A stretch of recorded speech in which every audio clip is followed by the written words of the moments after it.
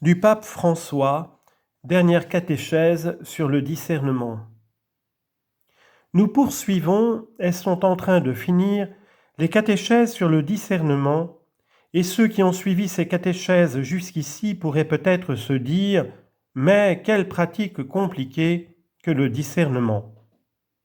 En réalité, c'est la vie qui est compliquée, et si nous n'apprenons pas à la lire dans toute sa complexité, nous risquons de la gaspiller, de la vivre avec des expédients qui finissent par nous démoraliser. Lors de notre première rencontre, nous avions constaté que, chaque jour, que nous le voulions ou non, nous accomplissons toujours des actes de discernement dans ce que nous mangeons, dans ce que nous lisons, au travail, dans nos relations, en tout. La vie nous place toujours face à des choix, et si nous ne les faisons pas consciemment, à la fin, c'est la vie qui choisit pour nous, en nous emmenant là où nous ne voulons pas aller. Le discernement, cependant, ne se fait pas seul. Aujourd'hui, nous nous penchons plus spécifiquement sur quelques aides qui peuvent faciliter cet exercice du discernement, indispensable de la vie spirituelle, même si nous les avons déjà rencontrées dans une certaine mesure au cours de ces catéchèses. Mais une synthèse nous aidera beaucoup. Une première aide indispensable est la comparaison avec la parole de Dieu et la doctrine de l'Église. Elle nous aide à lire ce qui se passe en nos cœurs en apprenant à reconnaître la voix de Dieu et à la distinguer des autres voix qui semblent s'imposer à notre attention mais qui à la fin nous laissent confus. La Bible nous avertit que la voix de Dieu retentit dans le calme, dans l'attention, dans le silence. Pensons à l'expérience du prophète Élie. Le Seigneur lui parle non pas dans le vent qui fend les pierres, ni dans le feu ou le tremblement de terre, mais il lui parle dans une brise légère.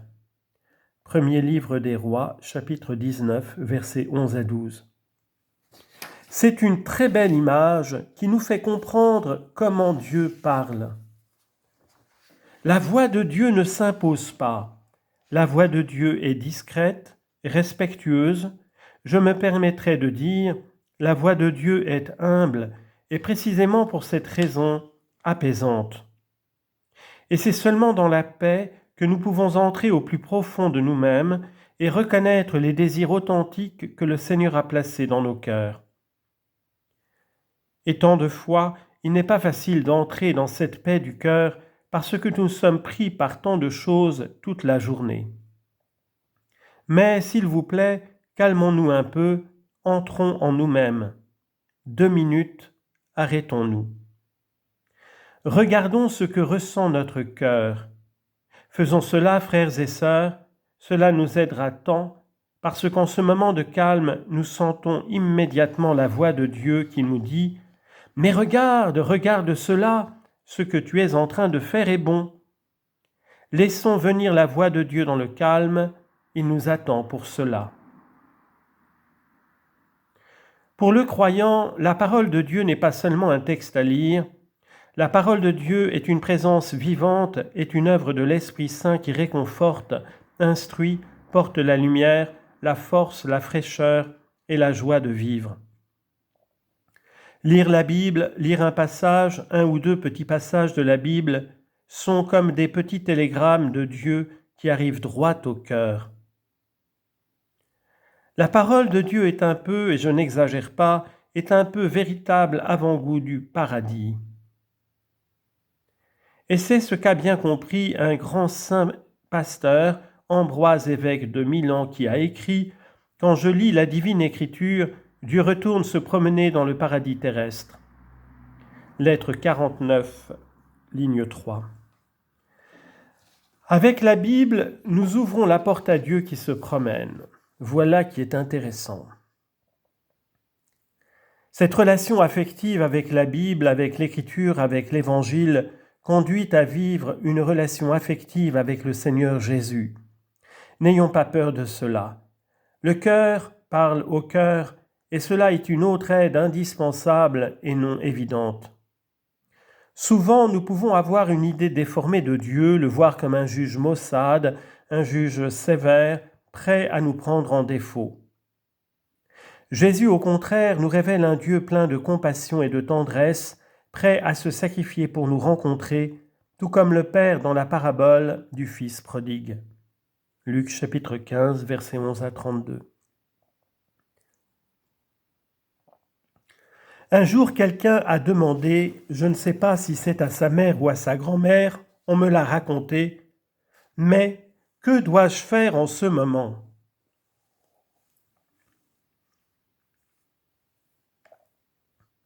Écoute Dieu, il te dira ce que tu devras faire, ouvre ton cœur à Dieu.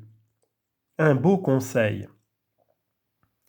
Je me souviens un jour, lors d'un pèlerinage de jeunes qui a lieu une fois par an au sanctuaire de Luján, à 70 km de Buenos Aires, on marche toute la journée pour y arriver. J'avais l'habitude de confesser pendant la nuit. Un jeune homme d'environ 22 ans, couvert de tatouages, s'est approché. « Mon Dieu, ai-je pensé, qu'est-ce qu'il veut ?» Et il m'a dit, « Vous savez, je suis venu parce que j'ai un problème grave et je l'ai raconté à ma mère, et ma mère m'a dit, « Va voir la Vierge, fais le pèlerinage et la Vierge te dira. » Et je suis venu. J'ai eu un contact avec la Bible ici, j'ai écouté la parole de Dieu et cela m'a touché le cœur et je dois faire cela. La parole de Dieu touche le cœur et change la vie. Et ainsi je l'ai vu tant de fois, parce que Dieu ne veut pas nous détruire. Dieu veut que nous soyons plus forts, plus bons chaque jour.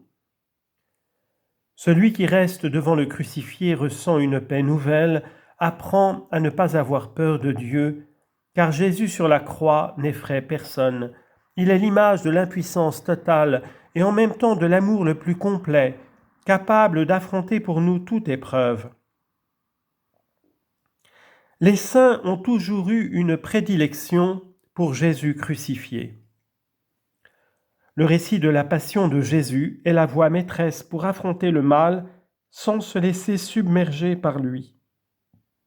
En elle, il n'y a pas de jugement ni même de résignation, parce qu'elle est traversée par une lumière plus grande, la lumière de Pâques, qui permet de voir dans ces terribles actes un dessein plus grand qu'aucune entrave, aucun obstacle, aucun échec ne peut rendre vain.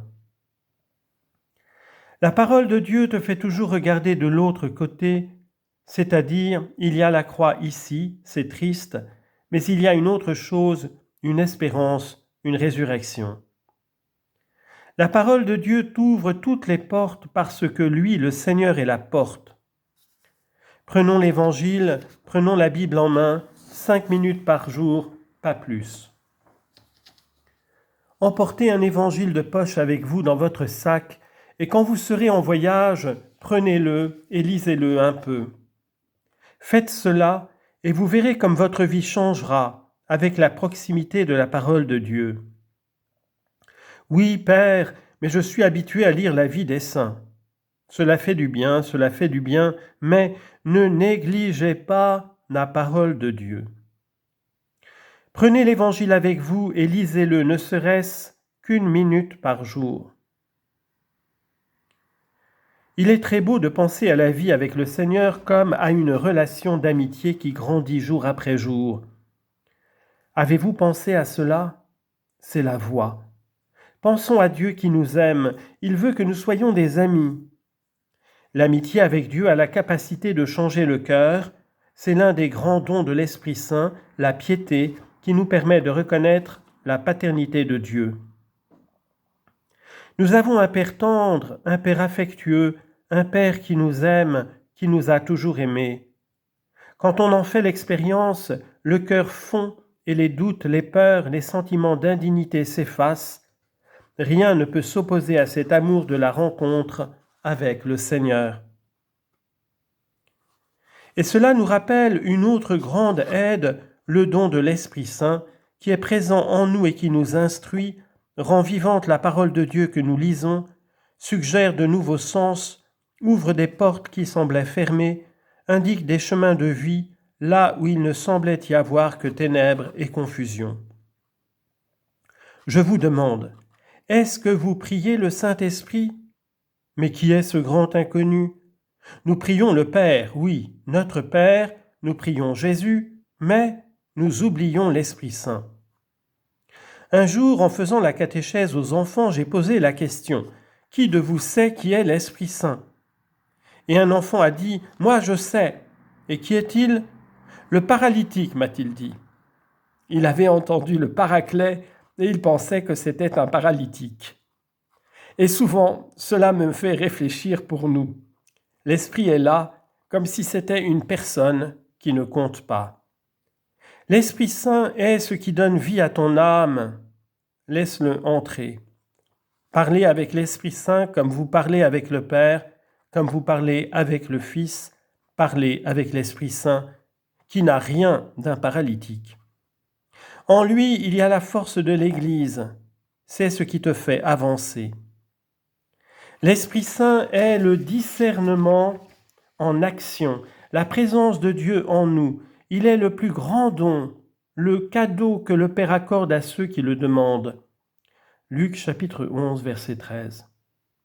Et comment Jésus l'appelle-t-il ? Le don. Restez ici à Jérusalem en attendant le don de Dieu qui est l'Esprit Saint. Il est intéressant de vivre la vie dans l'amitié avec l'Esprit Saint. Il te change, il te fait grandir.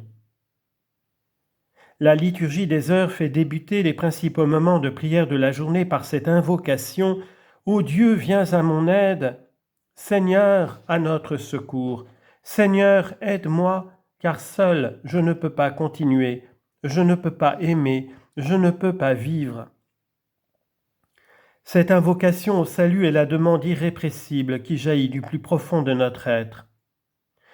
Le discernement a pour but de reconnaître le salut opéré par le Seigneur dans ma vie. Il me rappelle que je ne suis jamais seul et que si je lutte, c'est que l'enjeu est important. L'Esprit Saint est toujours avec nous. Ô Père, j'ai fait une mauvaise chose, je dois aller me confesser, je ne peux rien faire. Mais tu as fait une mauvaise chose. Parle à l'Esprit Saint qui est avec toi et dis-lui « Aide-moi, j'ai fait cette chose qui est très laide. » Mais ne pas effacer le dialogue avec l'Esprit Saint.